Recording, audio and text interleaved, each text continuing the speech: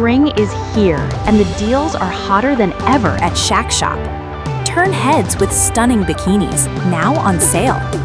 Explore the deep with cutting-edge underwater drones. Gear up for adventure with durable tents for every trip. Ride into spring with unbeatable deals on bikes. Fresh styles, women's fashion, and must-have looks, all discounted. Don't miss the Shack Shop Spring Fling Sale. These prices won't last. Shop now and make this spring unforgettable, only at Shack Shop. Rita Wilson reflects on cancer battle, reveals 2 requests she made to Tom Hanks.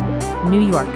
Rita Wilson is sharing deeply personal details about one of the most emotional chapters in her life, opening up about the heartfelt requests she made to husband Tom Hanks after receiving a breast cancer diagnosis that forced the couple to confront unimaginable possibilities. Speaking Tuesday night during Sound of a Woman, Rita Wilson in conversation with Demi Moore at New York's 92nd Street Live. Wilson revisited the private conversation she had with Hanks in 2015 when doctors found invasive breast cancer and she prepared for major surgery. In a moment blending humor, vulnerability, and the kind of candor that has long defined her public persona, Wilson told the audience she made 2 very specific requests of her husband if she were to die first. The first was both poignant and unmistakably sincere. She said she told Hanks she wanted him to grieve and not move on too quickly.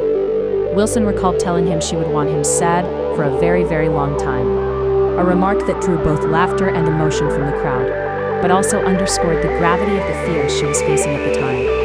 Her second request carried a dramatically different tone.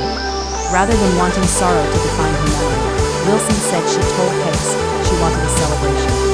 She wanted a party, not a traditional mourning ritual, but something joyful, a gathering where people would tell stories, laugh, remember, and honor life. According to Wilson, she envisioned a celebration filled with warmth rather than darkness, a room filled with memories, friends telling stories, music, joy, a farewell centered not on loss, but on gratitude. The revelation became one of the defining moments of the evening, as Wilson reflected on how a frightening diagnosis prompted conversations about mortality, love, and legacy. For many in attendance, it was also a rare window into the private resilience of a marriage that has become one of Hollywood's enduring love stories. A diagnosis that changed everything. Wilson's breast cancer diagnosis became public in 2015 when she disclosed she had undergone a double mastectomy and reconstructive surgery after learning she had invasive lobular carcinoma. At the time, she revealed the diagnosis came after seeking a second opinion. That decision, she has said in previous interviews, likely changed the course of her treatment. The news shocked fans. Wilson, known as an actress, singer-songwriter, and producer, had long projected warmth and vitality. Her marriage to Hanks had become synonymous with Hollywood stability. But behind the scenes, the couple was suddenly navigating fear, uncertainty, and difficult medical decisions. Tuesday's discussion offered another layer to that story. Wilson described the uncertainty that follows hearing the word cancer, recalling the emotional space where patients confront not only treatment, but the possibility of outcomes they cannot control. It was in that moment, she suggested, that her unusual requests to Hanks emerged, not as dramatic gestures, but as honest reflections of how she wanted to be remembered.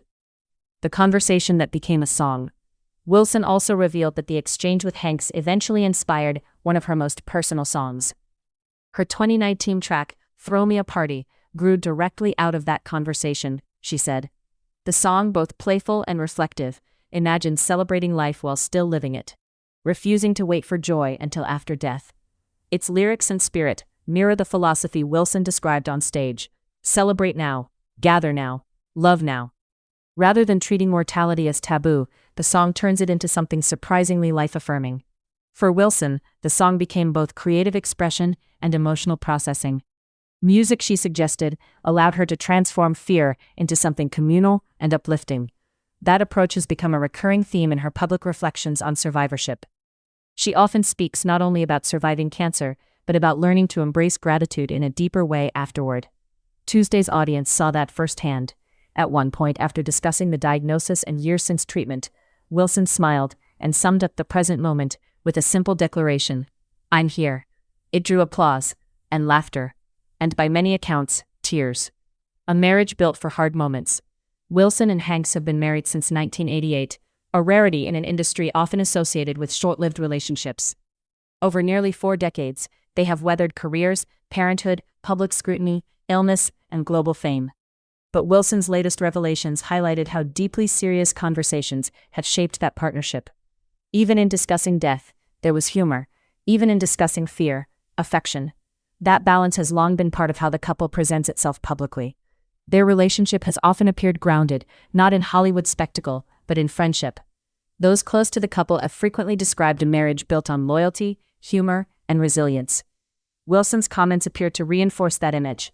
The story she shared was intimate, but also deeply ordinary in one sense, the kind of conversation many couples facing serious illness eventually have. That may be part of why it resonated so strongly. It felt human. Not celebrity mythology. Just two spouses confronting hard truths together.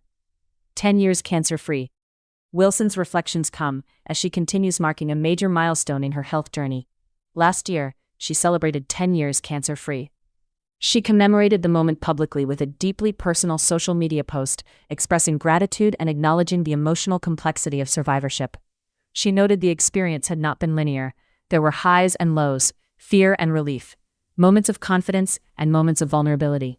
She described survivorship as a kind of emotional cycle, one many cancer patients understand. But reaching a decade brought perspective, and, she said, gratitude.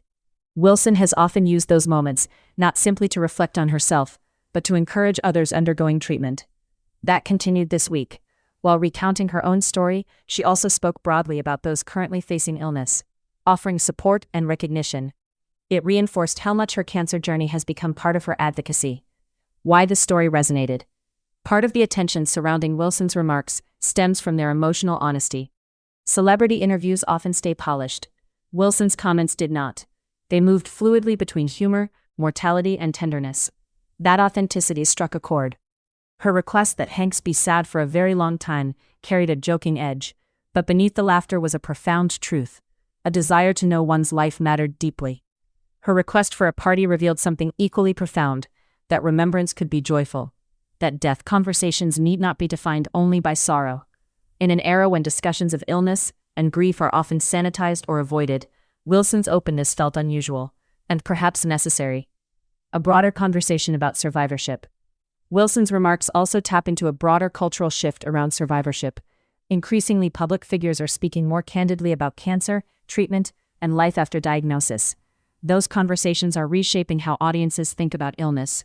No longer only stories of tragedy or triumph, but stories about complexity, adjustment, identity, and how serious illness changes relationships. Wilson's story fits squarely in that evolution. Her focus was not merely on surviving cancer. It was on how the experience changed conversations in her marriage, inspired her art, and sharpened her sense of what matters. That may be why the audience response was so strong. It was about far more than celebrity. It was about life. Tom Hanks and Rita Wilson's enduring bond. For fans, Wilson's story also offered another glimpse into why she and Hanks remain such a beloved couple. They have often projected stability without seeming staged. Whether appearing at awards shows, supporting each other's projects, or sharing moments from family life, their public image has largely been one of mutual admiration. Wilson's account reinforced that narrative. The idea that one of America's most recognizable actors sat with his wife discussing grief, celebration, and what should happen if she died carried a quiet intimacy. Not glamorous, but deeply moving. It reminded audiences that even famous lives confront the same fears as everyone else, and perhaps the same kinds of love. From fear to celebration. There is a striking arc in Wilson's story. A cancer diagnosis introduced fear. That fear prompted conversations about death. Those conversations inspired music. That music became a celebration. And now, more than a decade later, Wilson is sharing the story publicly, not from a place of crisis, but survival. That transformation may be the most powerful part of the narrative. What began as a terrifying diagnosis evolved into an artistic statement about joy, and now into a public message about gratitude. It is in many ways the story Wilson seemed to be telling all along. Throw me a party. Celebrate life, even when life feels fragile. A moment that stayed with the crowd. As Wilson and Demi Moore's conversation concluded, attendees reportedly lingered on the emotional weight of what had been shared. It was billed as an intimate discussion. It became something more. A meditation on marriage, mortality, survival, and memory. For Wilson, it may have been another chapter in a story she has been processing for years. For audiences, it felt like a rare moment of unscripted truth, and perhaps a reminder that even conversations born from fear can end in celebration, that illness can produce unexpected clarity, and that sometimes love is expressed in strange, unforgettable requests. Be sad for a long time, then throw me a party.